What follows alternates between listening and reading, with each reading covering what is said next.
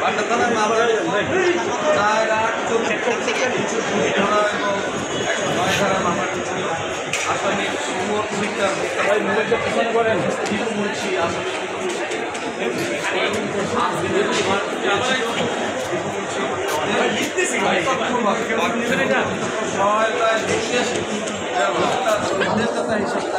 গ্রেপ্তার করে রিমান্ডে প্রার্থনা করেছেন।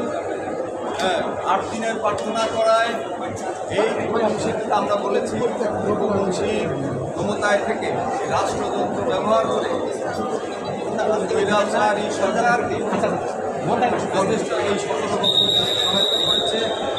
মুন্সি বাণিজ্য মন্ত্রণালয়ের দায়িত্বে ছিলেন, সেখানে সে প্রচুর দুর্নীতি করেছেন।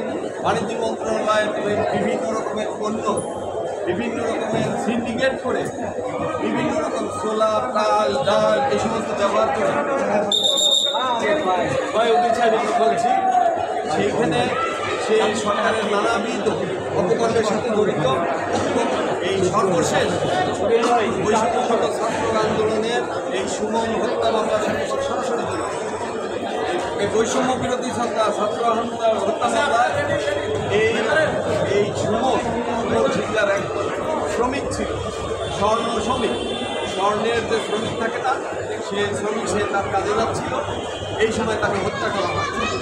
এইটার মোটিভ এবং এটার তদন্তের ক্ষেত্রে এটার সমস্ত তথ্য বের করার জন্য 8 দিনের রিমান্ড সময় রাষ্ট্রপতি আমরা 8 দিনের অনুরোধ দিয়েছি।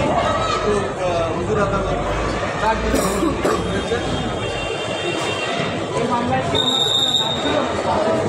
এটা সাসপেক্টেড আছে, আমার অ্যাডভোকেট আব্দুল রহমান।